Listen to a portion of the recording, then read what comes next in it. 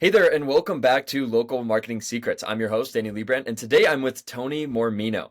If you don't already know Tony, he's a 25-year HVAC veteran, VP of Technical Media at Air Control Concepts, the award-winning creator of the HVAC TV YouTube channel and podcast, and 2025 HVAC Tactical Influencer of the Year, amassing hundreds of thousands of followers across social platforms with 50,000 followers on LinkedIn, 50,000 followers on Instagram. He's a big name in the HVAC space. And a lot of people think it's like not even possible to grow a following in, HVAC or pest control or these other industries. So very impressive. And in this episode, we're unpacking how Tony turns his technical expertise into magnetic content and how to build a personal brand that gets you way more customers. Now, without further ado, Tony, welcome to the show.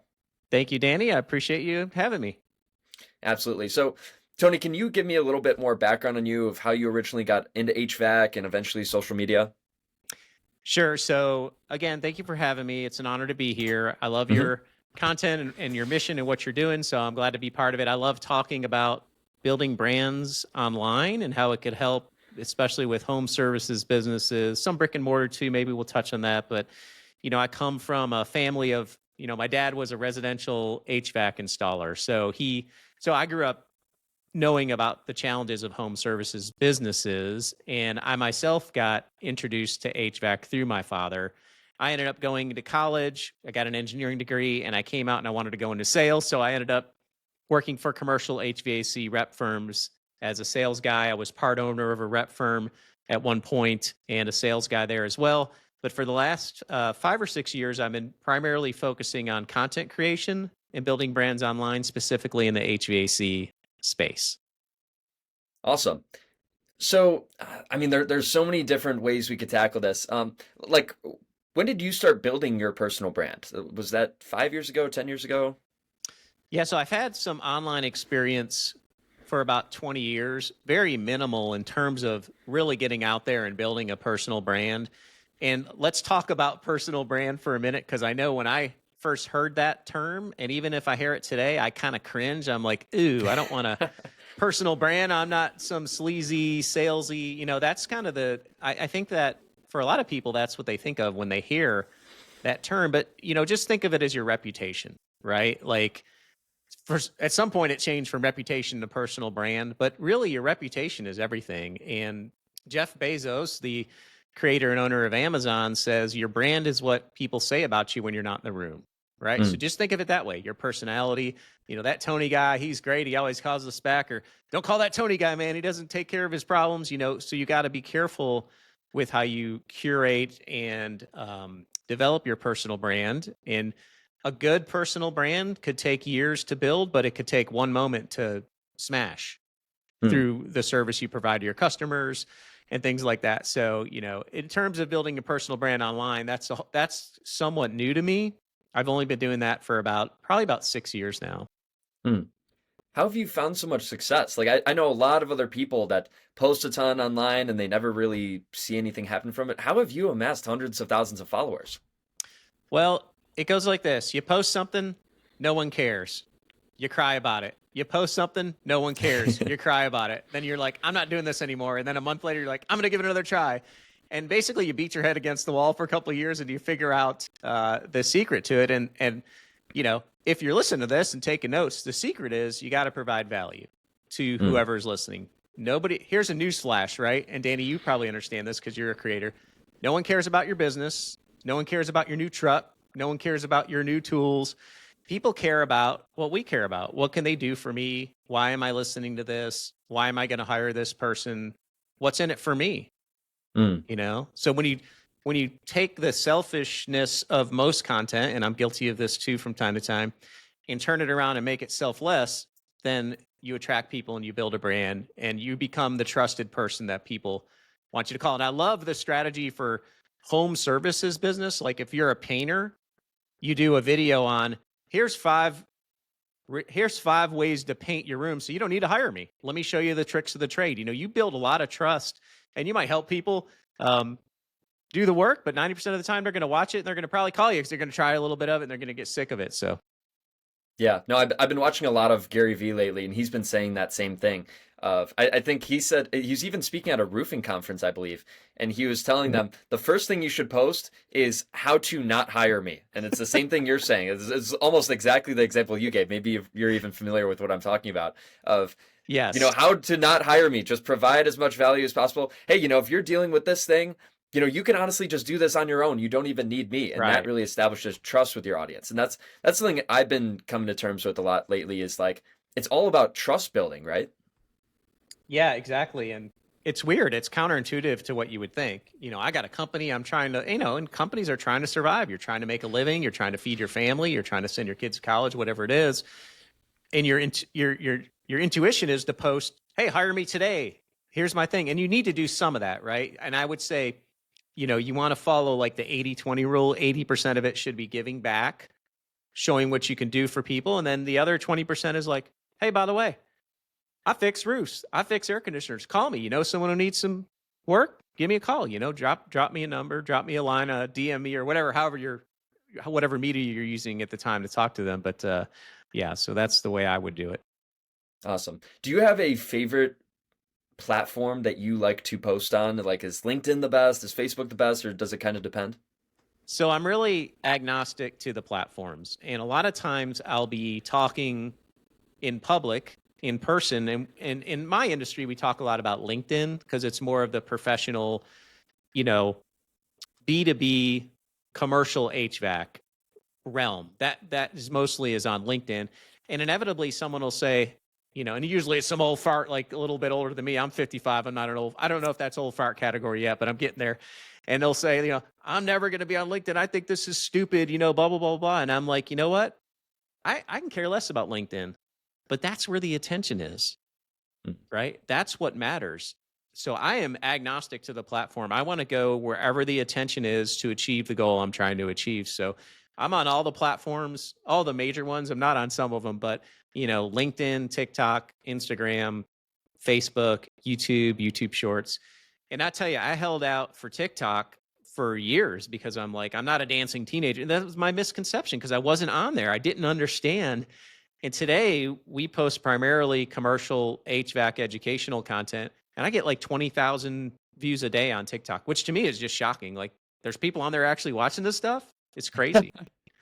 Yeah, I know that is a big misconception especially in the trade space. There's so many guys that I hear, "Oh no, I'm not posting on TikTok." Mm-hmm. It's like there are still plenty of your target market out there. Your target market is, maybe it's moms age 30 to 60 years old.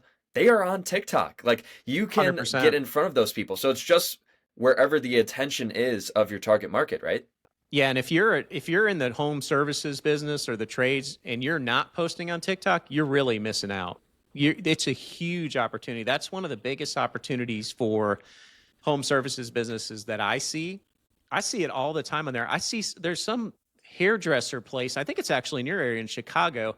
Hmm. And they're like, "Come to blah, blah, blah. Here's what we do." And they just show the lady's hair when she's leaving. I'm like, this is perfect. It's got the address, it's got the phone number. You could tag, a lot of people don't know this. So on TikTok and most of the platforms, you could tag your location.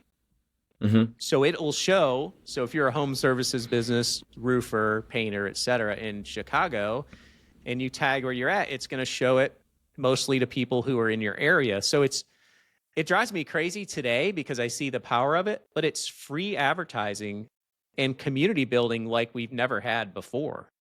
It's Yeah. actually more powerful than a TV ad, way more powerful. Wow. No, I know. I was just going to mention this again. Gary Vee harps on this all the time that it is free. Like in the history of advertising, you'd usually always have to pay Right. something. But I don't know. You spend a little bit of time making the video. Maybe you have some equipment, but otherwise, you could post a video basically for free and it gets millions of views. Like that's just unreal. It's a huge opportunity. It's not going to be like this forever. There's a short window. I'm a big Gary Vee fan too because when I do what Hmm. he says, it works. So I keep listening to him and most of the time I do what he says. But there's a huge opportunity right now on social media with what's called organic reach, which is what you're talking about, which is if you're listening to this, organic reach is when you post something and people see it, but you're not amplifying it with money. You're not putting money to it. You could do that too, but you can literally post stuff today. Hey, this is if you're here's an air conditioning example I would do if I was in residential AC. I would say, "Hey, Mrs. So and so, I have a TikTok channel. I get a lot of business from there. Do you mind if I take a quick, I won't put you or any of your house in there, but just like a quick before and after rundown of the system? And I would bet 90% of them would say, sure, that's no problem. And do that and post it. The editing of it would be very minimal. And you could say, hey, I'm Jack. I'm out here at this so-and-so house. And here's what we do. Here's what we typically did. Watch for this. If you have this problem, don't call me. Here's how to fix it. It's super simple. Things like that. That's what I would do all the time. Awesome. Okay, cool. I'm glad you brought this up because I was actually going to ask you about this of the content strategy, because I feel like a lot of these owners that, they might be smaller, they might even be up to $1 million plus a year. I feel like a lot of them understand social media. Social media is important, at least for their company, maybe not their personal brand yet. But they don't know what to post. Maybe they've never posted before. So like, how do they get started? So that's a good question. The main reason people don't get started is the same reason we don't start anything, because you got to learn new stuff, which is hard, especially when you get older. Mm-hmm. And you got to overcome a lot of fear. That's really it. And the key is, in my opinion, is to have the why behind it. Like, why are you doing this? That's why most B2C businesses dominate online, like business to consumer. They're selling stuff to people online. The reason they do it is because they have to. They don't have a choice, right? Mm. So if you don't have that kind of why, like, I am going to grow my real estate business, I'm going to grow my painting business, and I'm going to do it this way, then you're never going to overcome the fear of getting on there and doing that. And 90% of it, and I don't care who you are, like I talk to multi-billion-dollar HVAC manufacturers all the time, and we'll talk for an hour and it'll go round and round and this. And I'm like, all right, who's going to come on the podcast? Where are we going to shoot the video? And here go all the, well, we got to wait till such and such. And I'm like, you're scared. I'm not saying it to them, and I get it. Like, who wants to wake up in the morning and get on camera, especially if you're going to show your work, because you're going to get a lot of opinions out there that might not be like, why'd you do it this way? You should have done it that way. Blah, blah, blah, blah. This is dumb. This is stupid. So these are the reasons why people don't typically start, or they start, do it for a week, and like, I didn't get any results. This is dumb. That Tony Mormino is an idiot. That Danny doesn't know what he's talking about. Right? But then you're like, dude, you posted one video. Like, you might have to post 3 times a day for a year before you start getting action, so. Yeah, no, definitely. Okay, so you need to have your why in place, and you need to stay consistent regardless of whether the content is performing or not. Got it. Yeah, no, I have not a similar story, but just I feel like everyone in social media has somewhat of a story like this, that when I started growing my following, I started on Twitter. And for the first 30 days, none of my posts got more than like 5 likes. All of them completely bombed. And then I finally, after 30 days, and it's so funny because I told myself, I promised myself that I'd post every day for 30 days. On the 30th day, that's when I finally got a post that did like 45 likes. And I was like, okay, I'm hooked. Like, I figured out something's working here. And then, that got me like 100 followers. And then, a month or two later, then I got 1,000 followers, and then thousands of followers coming on after that. So it's kind of just like a spiral effect, but really those first like 30 to 90 days are the toughest. As is with anything, anything you try to learn new. And another conversation I love when we're having these with people, and they're like, well, I guess when it just comes down to it, Tony, we're worried the content won't look that good when we first do the video. And I'm like, I'll fix that for you. Let me help you with that. It's not going to look that good. It shouldn't look good because you've never done it before, right? Like, if I had to build a house for the first time, you wouldn't want to live in that house. Trust me. Right.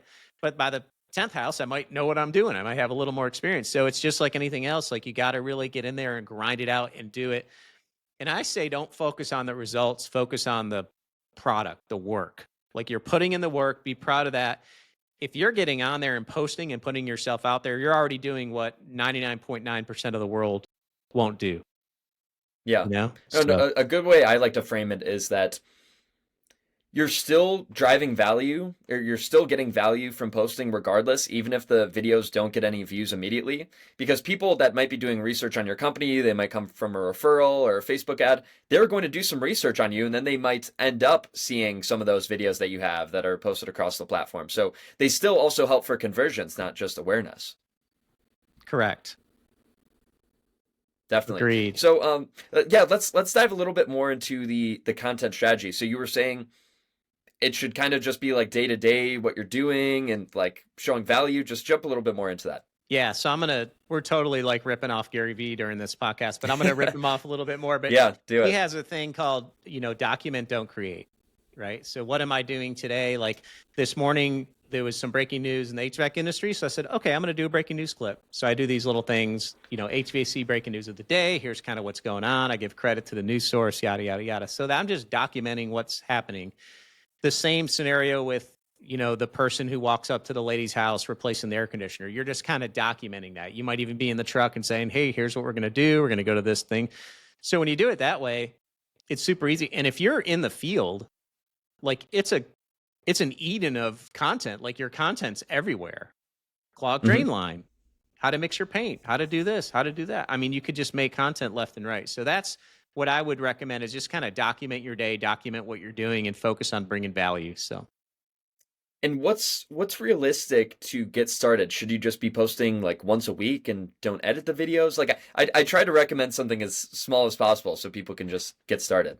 I would say if we're being specific to the home services folks, I would say if you could do it every day, that's great. I would say once a day and just focus on TikTok in the beginning, because that's where I think your main opportunity is, the low-hanging fruit opportunity. So I would say if you could do once a day, do that. And I would say before you do that, get in there, and if you're not on TikTok, first of all, get in there and consume about 40 hours of content. Just go through, type in whatever business you're in, plumbing, and watch what the plumbers are doing. Watch, hey, this guy got 10,000 views. This guy got 500,000. What are they doing here? How did they do it? How did they film it? Did they just record it, what we call B-roll, and then do a voiceover later? That would be one of my favorite things to do if you're in the field, because you don't have to set up and mic up and get in front of the camera, do all that. You could just take B-roll and then talk about what you did on that specific job. So all that to say, once a day, I would say minimum, if you could do it 2-3 times a day. But that's a tall order when you're first starting out. So Yeah, awesome. Okay, so I guess like the starting point at least should be to not reinvent the wheel. Like check out what's working in your industry. You don't have to like come out with, not even necessarily with new content ideas, but just like see what other people are doing and then almost recreate that.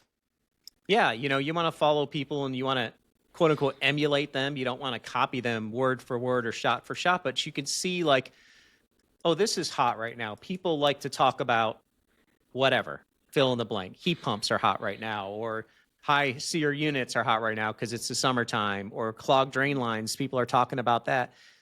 So I would follow a bunch of people who are doing what you want to do and then just kind of do what they do. Yeah, awesome. And then why the emphasis on TikTok? We talked about it a little bit, but why TikTok over YouTube, Facebook, these other platforms? So TikTok has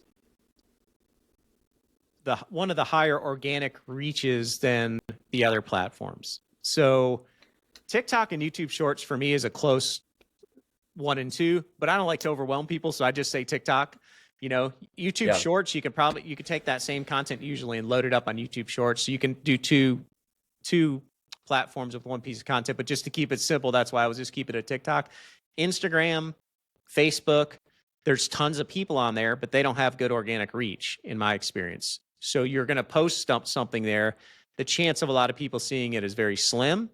You have a bigger chance of people seeing it on TikTok and on YouTube Shorts than you do on the other platforms. And LinkedIn, I don't think that's a big core focus for home services business. Yeah, got it. Okay, so you have way more organic reach on TikTok. So let's say someone does keep at it for, 3, 6, maybe even 12 months. What can they expect out of doing social media, building a personal brand for them or their company? Depends on how good they are, how much value they bring. You're going to get to the point where if you're providing enough value and building trust, people are just going to reach out to you. That's kind of the point I'm at now. Folks reach out to me all the time, mostly on LinkedIn, sometime on email. I put my email I don't know how you found me, but I put my email on TikTok, Instagram, Facebook, all the platforms. People could email me if they want to get a hold of me. But I would say after a year, if you're doing it consistently, you should be getting some business from that, definitely. And it's an exponential curve, right? Because you're going to get better at it. You're going to do more of it. More people are going to call you. They're going to start building. You're going to start building trust with that audience. But it's really, if you're doing anything in terms of marketing, spend, or time, I that would be the first thing I would focus on, me personally. Awesome. And then you touched on this a little bit, or at least hinted at it, but when you make something like a short form video, because that's kind of the meta right now, not just like a little written post on Twitter, but an actual short form video of you in the field, whatever it may be. Are you cool to just repurpose that exact content across all platforms, or should you reframe it or change the captions even? Yeah, so if it's a short form video, I'll typically put it on all platforms. If you got unlimited time or want to work from midnight to 4 a.m., you could curate it different for each platform. I just don't have the time to do that. I do try to change the captions sometimes, but most of the time I just put it on all the platforms. Yeah, awesome. That's what I recommend too. Yeah. If you're making a great piece of content, then why not put it everywhere?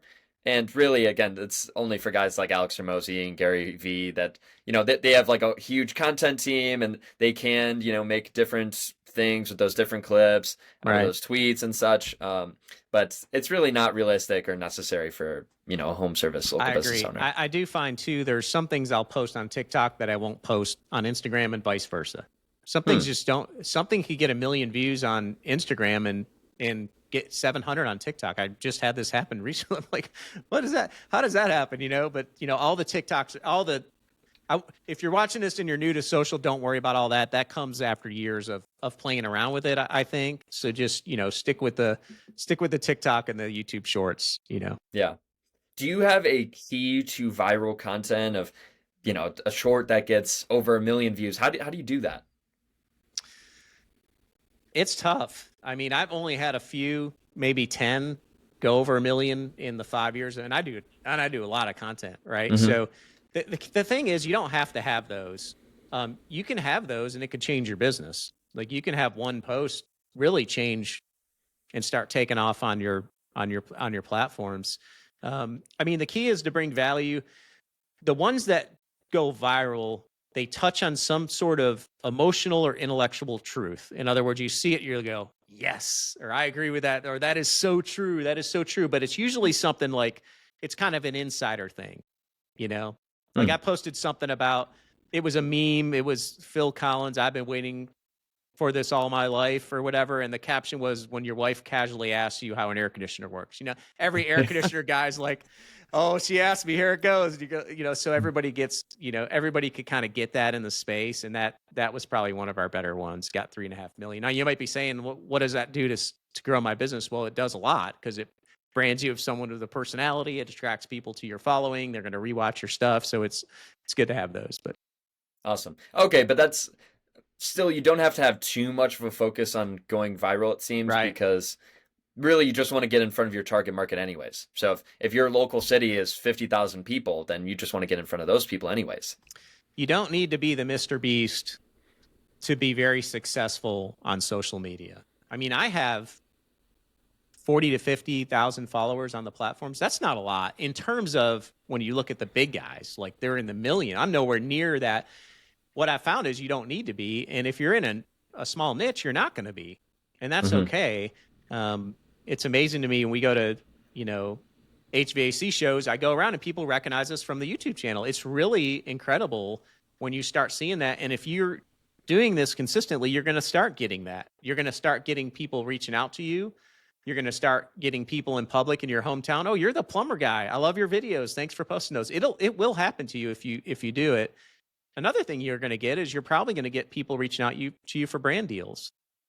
Like you might have someone, if you're in the air conditioning space, they want to give you tools. Hey, let me give you these tools you can use in your videos, yada, yada, yada. So that's another thing that's good for business. Yeah, definitely. Yeah, talk to me about some of the personal opportunities that you've seen. Again, it's the same way with me of how I get invited to speak or, go on podcasts, clients, referrals, all these great things. Talk to me about some of the benefits you've personally seen. You basically just nailed it.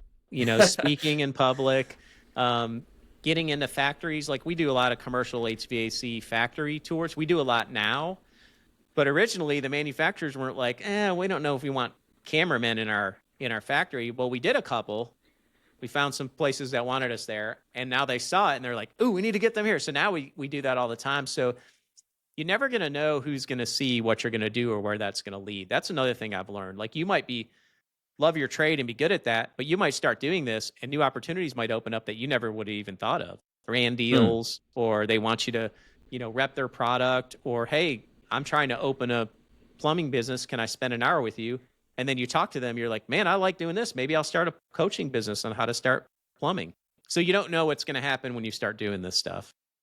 Yeah, no, ultimately that's what I've seen as well. It's just so many opportunities. You don't even know what's going to come your way. But if you just, especially at what you were saying of putting out value, you keep putting out goodwill. People really like you. They really resonate with you and the message that you're giving. And good things just happen when you do enough good. That's kind of what I've noticed. That's right. Definitely.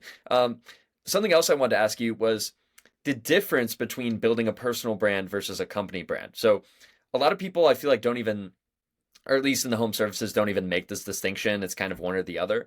But how do those vary, if at all? And is one easier? Should you start in one?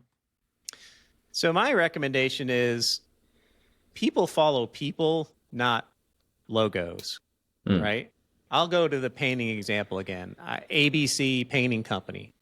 No one cares about ABC Painting Company.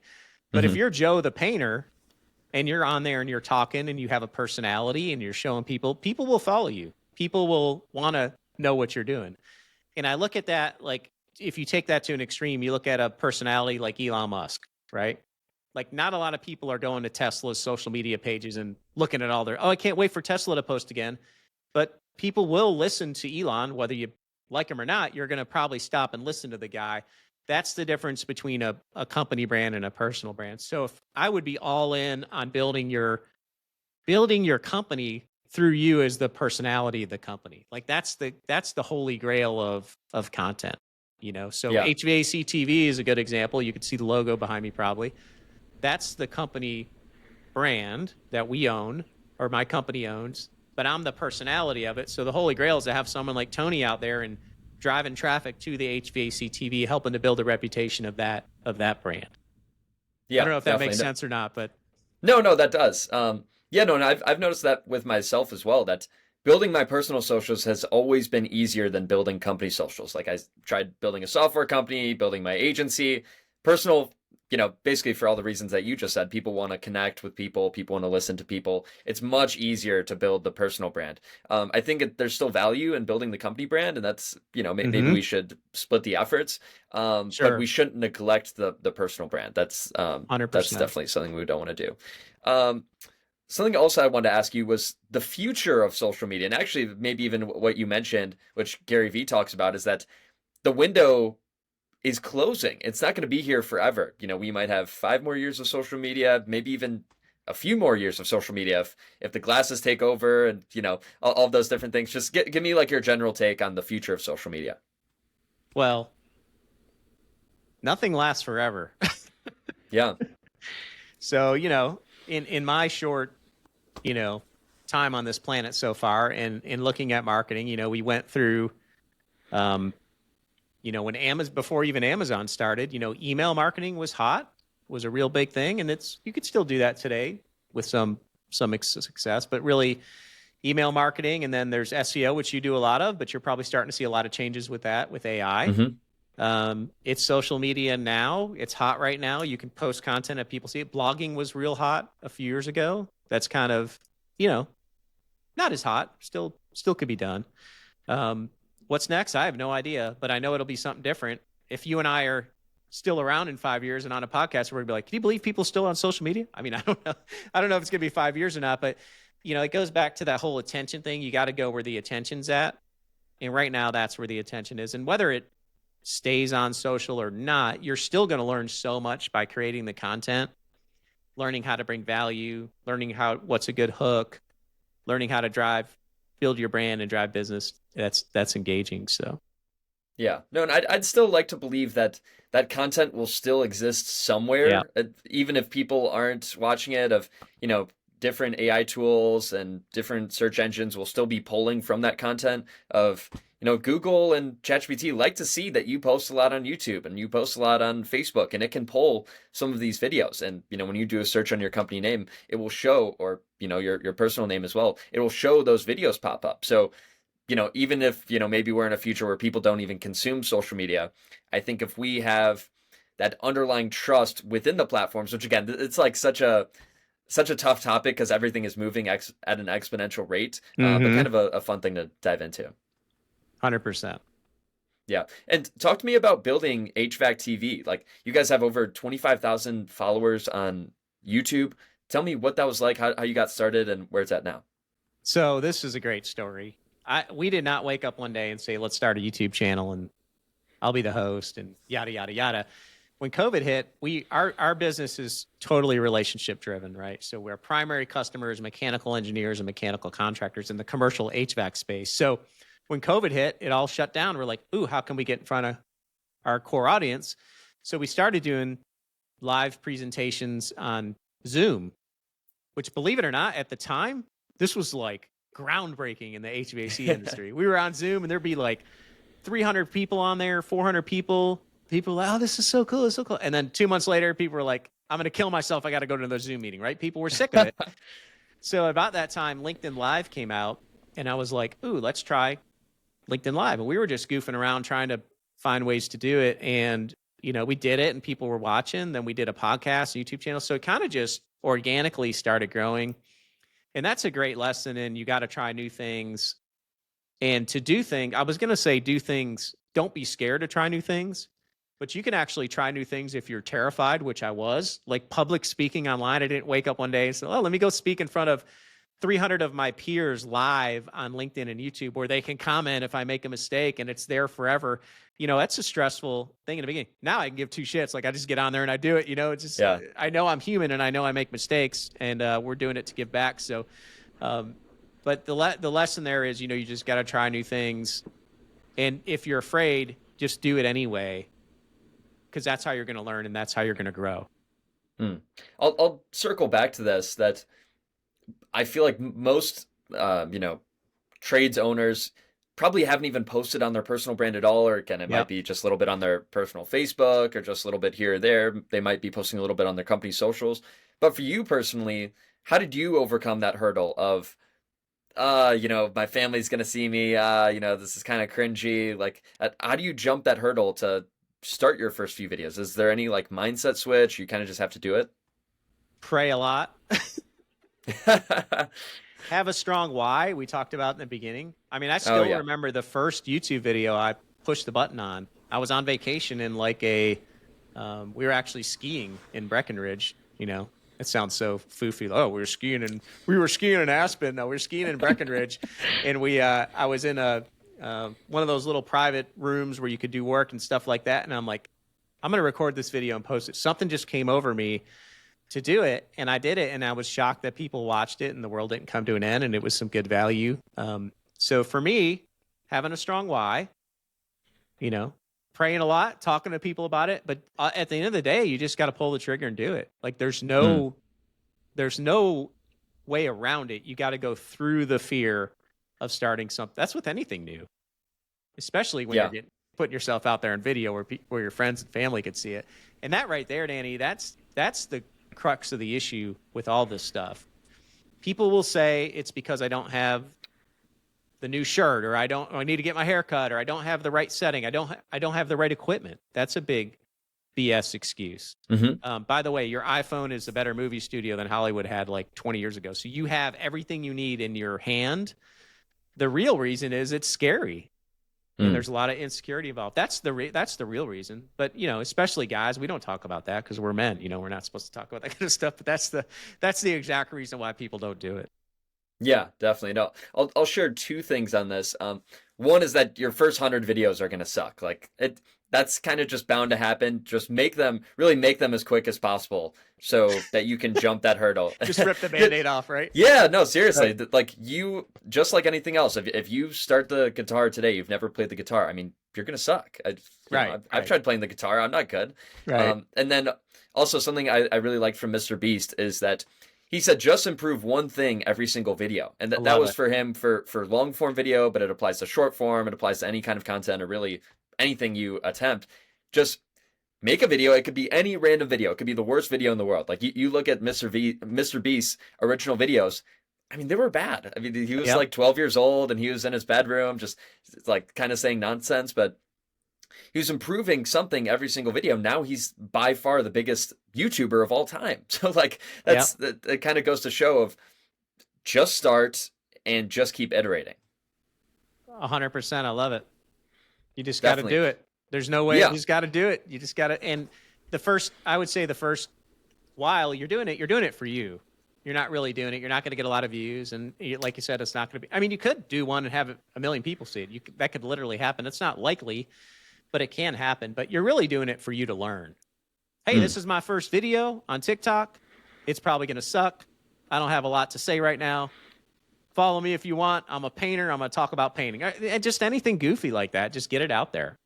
Yeah, just be humble and real. I mean, that's something we could even talk about as well, that Gary Vee also says that there's going to be a lot of AI influencers and that AI is kind of already taking over our lives. But I feel like there's still something attractive about the human component. Like it is attractive to see like me or you stutter on the podcast or, okay, we're switching topics here. It's not super fluid.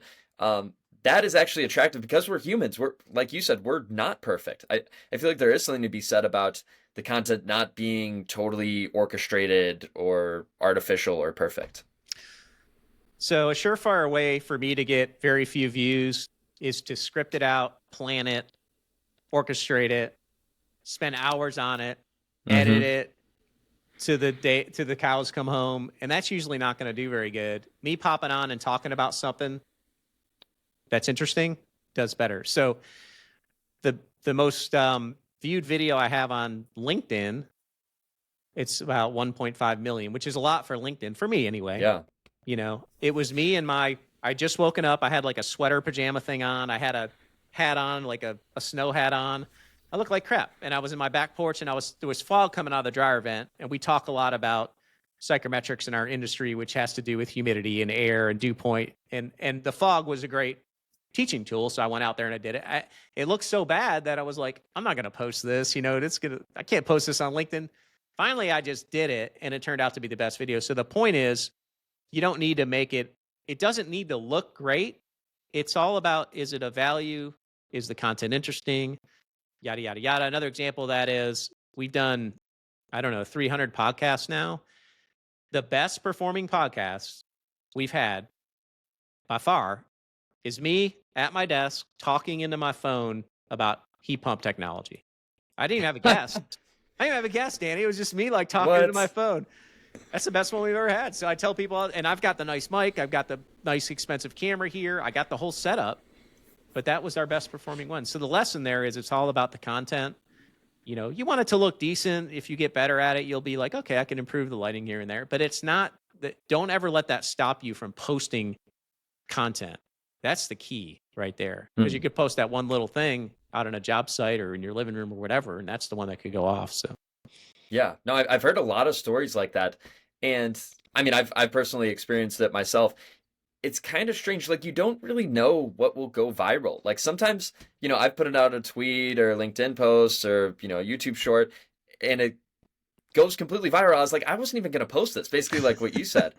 I literally wasn't going to post this. I was too embarrassed. Like I thought this video was horrible. I thought it would perform worse than all of my other ones, and yet it performed way better. So that's kind of also just something you have to be okay with, is just putting out content, hey, and also like the other side of the spectrum, like you mentioned, which I've also experienced this a ton, where I spend like 5 hours on a piece of content and it ends up totally flopping. It does worse than my normal videos that take like 30 minutes or whatever. And you're like, oh man, this is going to break the internet. Everyone's going to text me how amazing it is. It's going to be so funny. And then no one watches it. But the other thing too, we're talking about a lot of views and all this stuff. Think about like, if you get 1,000 people in your area to see your craft and what you do, that's a lot of people. Think of a room of 1,000 people. Yeah. That's a lot of folks to see what you're doing. So yeah. No, like we mentioned earlier, especially if that's your target market. If it's random people, if it's people overseas and you're local, I mean, who cares about those views? But if it is people local, which this is a good segment towards kind of our kind of the last section of our show, which I really want to dive into. How can we actually make social media, a personal brand, or even a company brand convert into actual customers? So like you mentioned this a little bit earlier, but like, how can we make sure that we show up in front of our local market? Is there some kind of strategies that just hashtags or showing the location, like you said? Hashtags are good, but tagging the location in the app is huge. Mm. And I can tell you my experience with that is this. So most of the content we do is in the US, it's continental, it's wide around the United States, not really isolated to any little pocket, because we don't have a brick and mortar store. We're not local home services in a specific area, so we don't usually tag a location. Now, this past October, we had a flood come. I'm in Asheville, North Carolina. So we had this biblical flood come through the area. Well, my wife and I are both content creators. So we went into, CNN news reporting mode. Like, hey, we're here. If you need help, here's where to go. We were blessed because our home wasn't affected by it. So we can go down to the river. We can help people come back up here, create the content and do that. So we were posting tons of local content, which you'd never done before. And we would go out in public like, hey, thanks for what you're doing. People would recognize us at the grocery store, which was really super cool, to be honest with you. And people would recognize us at the, where we take our trash. We don't have trash pickup here because we're up in the mountains, but we would go to the dump and people would recognize us. So getting recognized at the dump, that's what we're famous up here in Marshall, North Carolina.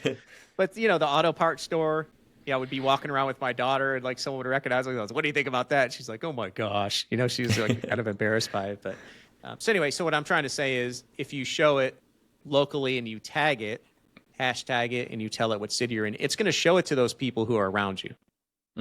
Which is so powerful. I feel Huge. like even home service companies, whether again on their personal profile or their company profile, they might be posting content, but I almost guarantee they're not tagging that location. Just something super simple, Yep. But yet that's what will get them showing up in their area. And even like I've noticed this with Facebook advertising and different platforms that just content being in someone's area is enough for someone to watch it and engage with it. Just, oh wow, this is happening in my hometown, Glenview, or this is happening like, yeah, no. So you get that base relevance, and there's immediately something to relate to it on of, oh wow, this is going on in my hometown. Like you said, there's a flood, or oh wow, a lot of people are dealing with this kind of HVAC issue because it's super hot out. People are going to watch that because you're showing the location.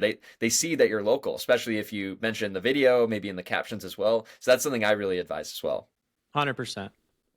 Awesome. And then let's talk about the actual conversion as well. So again, we kind of hinted at this earlier, but so you should be posting a lot of content, ideally at least once a day. And then people are going to reach out to you in the comments or the messages or somewhere else. I would put my phone number and email right in the description of the platform. Mine has my email there. Email me, or they could DM you on the platform. A lot of people will. That stands for direct messaging. If you're not familiar with that, so those are three ways people will get a hold of you: your email, your phone number, and your direct message. But you will, if you create content enough, you will have people starting to reach out to you for sure. Awesome. Or what'll happen is you'll build the brand there and they'll see a billboard like, oh, that's the guy from TikTok. I'm going to call him. So it all kind of works together. Yeah, no, definitely. That's something I've noticed as well is that, because I'm an SEO guy, SEO is mainly showing up on Google, but that is increasingly becoming more platforms. And really what I've realized, which is kind of unfortunate in a way, but you kind of have to do everything in digital, and everything in digital powers up the other sides. Yep. Facebook powers up YouTube, and those power up the web, and then those power up paid as well. And then there's also traditional versus organic, and those two power up each other.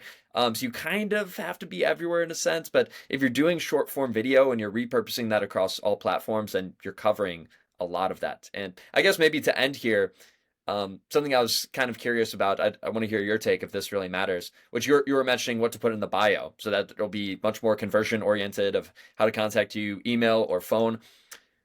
Do you have to have like a great profile picture or a great banner? Or does that stuff matter? I think it does. I would make it your face, clear shot with minimal background stuff going on. Have someone take a picture of you or do a selfie with a background. You could do it in portrait mode, so the background's a little bit blurred, because you want them to see your face, because people connect with people. Don't use your logo. It drives me crazy when people do that. That's just me personally. If it's your company page, maybe use your logo. I'm not sure. But for your own stuff, use your face. Don't use an air conditioner. Don't use a paintbrush. People want to see your face. Make sure you're smiling, a guy they can trust. Don't be in there all like, taking my picture. Mean looking, grumpy old dude. You got to be approachable. Like, think of it as a billboard. How would you have your face on a billboard? Something like that. Awesome. Okay. Last question I've got for you, Tony, is what is your message to the trades industry? What do they need to know? What are they missing? And specifically regarding branding, but what is your message to them? What do they need to know? I guess my message would be, if you want to grow your business or your reputation or your personal brand, the attention today is on the social media platforms. And technology doesn't care what our opinions are of TikTok, of LinkedIn, of YouTube. You could have any opinion you want, but that's where the attention is today. And it's not going to be there forever. And it's easy to get in front of. And tomorrow it'll be somewhere different. And if you don't want to grow, then don't get on there and do it. If you're happy with the way your business is, that's great. There's nothing wrong with that. Be perfectly content being a solo guy, and you got enough work. That's great. But if you do want to grow, that's a great way to grow. That would be my message. If you want to grow, you have to be where the attention is. Awesome. Thank you so much for coming on, Tony. This has been a blast. Where can people find you on social media? Which is kind of funny. They can find you everywhere. But what are the places people can connect with you and learn more about you? Yeah. So Tony Mormino, Mormino. I'm on all the platforms. You could type that in, and you'll probably see my ugly mug pop up somewhere, and you could reach out to me there. Awesome. Do you have a personal favorite platform? Like, which one are you on the most? Probably on LinkedIn the most. I don't know. That's a good question. I'm not really sure. Probably on LinkedIn the most. TikTok, YouTube would be the close seconds to that. So awesome. Yeah, LinkedIn's my personal favorite as well.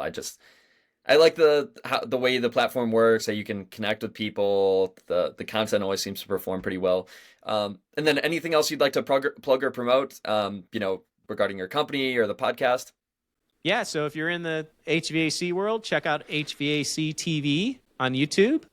We focus a lot on commercial, but we focus a lot on the sciences of HVAC too. So if you're in residential, you should be able to get something out of it as well. And we're on all the podcast platforms.